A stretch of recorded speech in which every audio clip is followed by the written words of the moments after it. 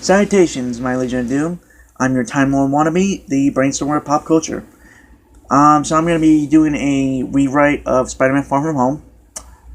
Now I'm not trashing the movie itself. There were parts I liked, but ultimately I think it did fail on almost every level. So I'm reworking the characters, theme, tone, setting, and almost everything. I will be keeping the plot of stopping the elementals, though. Again, not trashing the crew or cast. They did well with what they had, but I think they did falter. Just as a timeline reference, this version of Far From Home does take place after Endgame, but is a sequel to my Spider-Man Homecoming rewrite. So if you want to take a look at that before viewing this one, so you might want to take a look at that before viewing this one, but if not, that's fine. Check this version out, then check out Homecoming, if my version of the MCU Spider-Man tickles your fancy. So the central theme of my version of Far From Home is the weight of responsibility, and how individuals with great responsibility go about upholding that responsibility.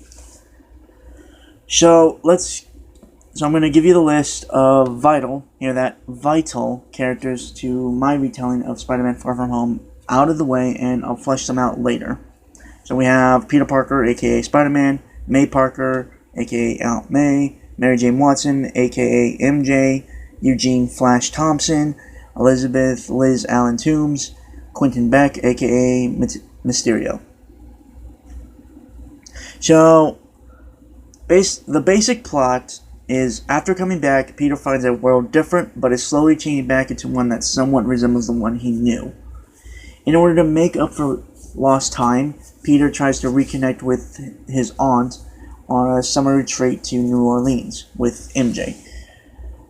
But their vacation is short-lived when Nick Fury, Maria Hill, and the hero Mysterio enlist Spider-Man to help them stop the elementals from trashing around in the Big Easy.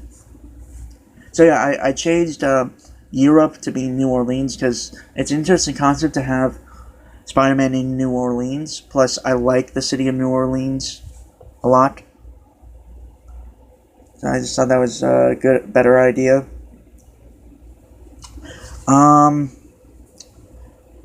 Now it's time to flesh out the list of characters I gave you. So Peter Parker, aka Spider-Man.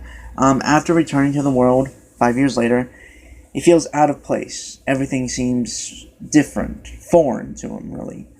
As he tries to get back into the swing of things as Spider-Man, he's trying to connect with May, due to her believing him dead for 5 years. Now, on a forced vacation with May in New Orleans in order to make up the time lost, now, with Tony Stark dead, he feels that it's his responsibility to uphold the mantle of protecting the Earth, being the next greatest hero. With this forced responsibility, he's starting to push himself too hard, often injuring himself to see the bad guys stopped. So now moving on to May Parker. After the initial vanishing and learning of Peter's supposed death, May went into a deep depression for the next 5 years, feeling the pain of being the last Parker living.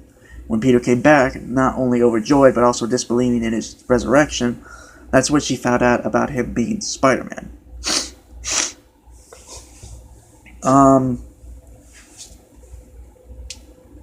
And since he had to redo senior year next fall, May used the opportunity of summer break to reconnect with Peter, taking him to New Orleans, due to her saving up for the last 5 years, because it was just her.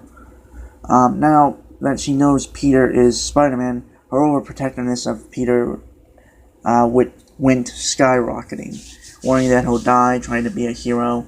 So every time Peter's away now, she starts to have panic attacks because of the new dangerous things she thinks can happen to him. Moving on to Mary Jane Watson, MJ. One of the people who vanished during the snap and returned 5 years later. Unfortunately, she found out both her parents died, leaving her orphaned. So May became her legal guardian until she became 18. So she's struggling with her parents' death as she ventures with May and Peter to New Orleans, trying to get her mind off the harsh reality that is her new life. She noticed that Peter and May are distant after her and Peter's resurrection, And she tries to find out why, but neither of them will say a word. While she's being there for May as Peter disappears often on their trip, she starts to believe Peter is forgetting that he still has a family and is taking it for granted, and MJ will not stand for it. Eugene Flash Thompson. He didn't disappear after the snap and graduate high school enlisting in the Army, wanting to protect his country after being saved by Spider-Man once. He's based in New Orleans in the U.S. Army Corps of Engineers, but right now he's on shore leave with his girlfriend Liz Allen. They had found comfort in each other after so many people had disappeared, and Flash is thinking of proposing to her, but meets Peter Parker and thinks he has to apologize for everything he had did 5 years ago. Because when Peter vanished, he felt the guilt of everything he did as a kid and wants to be forgiven by the one he tortured the most. Moving on to Elizabeth Liz Allen Toombs. Surviving the snap and forced to carry on with Minnie being gone, even her then boyfriend Peter Parker, she had to move on, finding comfort in the arms of Flash. She and him began a relationship where they both made each other better. Where Flash made her tougher to people, she made him more kinder. Now moving to New Orleans, due to Flash being stationed there, she remains true to him, although wishing more would come out of their relationship. But she's willing to wait for him to be ready. She's working on being a teacher, right now only being a teaching assistant. When she comes into contact with a resurrected Peter in New Orleans, she feels closure is needed for both of them in order to truly move on. Quentin Beck, aka Mysterio. Quentin Beck loved making films as a boy. Even though he was called a geek by many of his friends, he persisted onward. Finding business in the special effects business, he developed a great deal of high-end projectors and other things that made the effects look like the CGI looked like it was real and actually there. For a while, he was moving up in the world. He was ready to try and be an actor, maybe even a director, but then the Avengers alien invasion had happened.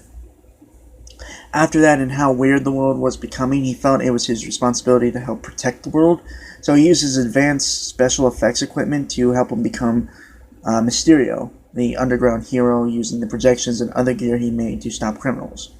When the snap happened, Mysterio had to step into the spotlight due to the world losing a good majority of its heroes. So for the last 5 years, he's been doing the public hero gig. When he meets Peter, he sees a younger version of himself and mentors him, giving him advice on being a hero.